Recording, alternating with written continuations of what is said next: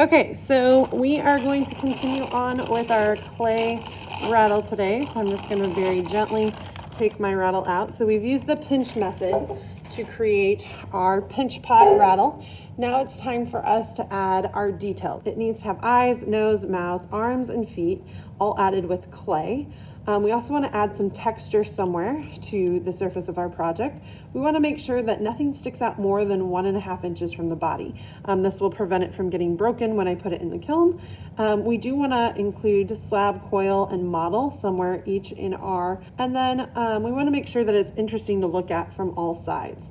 Okay, we want to make sure that it sits solidly and doesn't rock. You will be given another chunk of clay today, and we can also use any leftover clay that we have from yesterday. So I might do about a finger's width of clay here. And we want to create feet or shoes first. So we're going to start with the slab technique.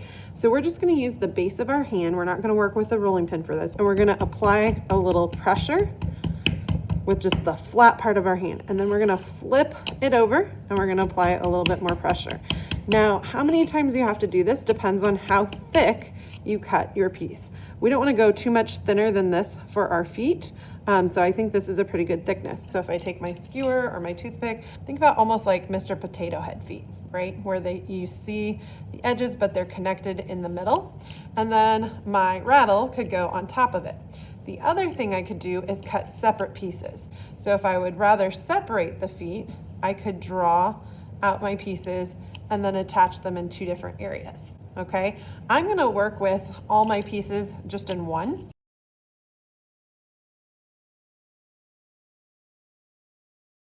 Okay, so I've got kind of the shape that I want. Now I can either cut through it with my skewer, or I could cut through it with my knife, or I could cut through it with my toothpick. I'm going to use my toothpick. So now I've got kind of the shape that I want here, and I can work with it a little bit if I want it to feel more rounded, like a shoe.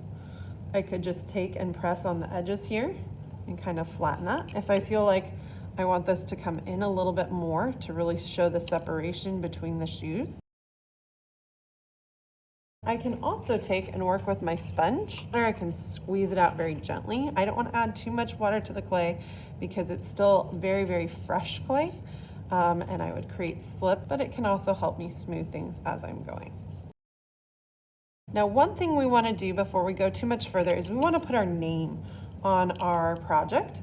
And so we're going to do that on the bottom of our feet. So this is where we can take our toothpick and we're going to very carefully carve in our name. So make sure to include first and last.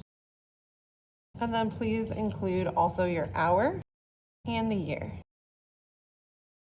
And then we're going to flip it back over. Now before I add Now I can take my toothpick and draw in any details. And then we're going to attach our pinch pot to our feet here. And then back here, this is where I can do my scoring. So you can use your fork to do your scoring, or I actually prefer to work with my skewer. I feel like I have more control. Now remember, anytime you attach things, you want to score and slip. So I'm going to take some time. Now what you could do, so you have less to try and smooth out, you can kind of place it. Sometimes I will pre-place my form or my pieces and make a mark so I can see kind of how things are aligning. So then I know where I need to score on my project. So right there I can see, okay, that's where the feet are going to go.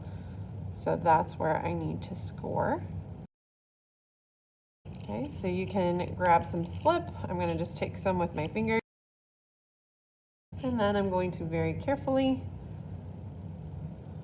place it on top. Now we want to make sure that it is sitting and not falling back too far. If it is, that means that I don't have it quite in the right place. We want to make sure that it's balanced.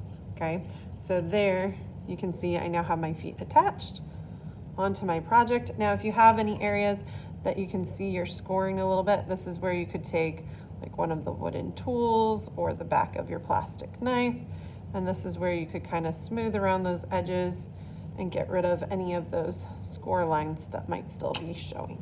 I haven't poked a hole yet, an air hole, for my rattle. So I need to do that. So I want to pick a spot where it's not going to be really noticeable. So I'm going to do on either side of the feet right here. So for this, you can just take your skewer and push it in until you feel it go all the way into the middle. You should feel a little bit of a breakthrough when it gets to like right here. There, I can feel it all the way in.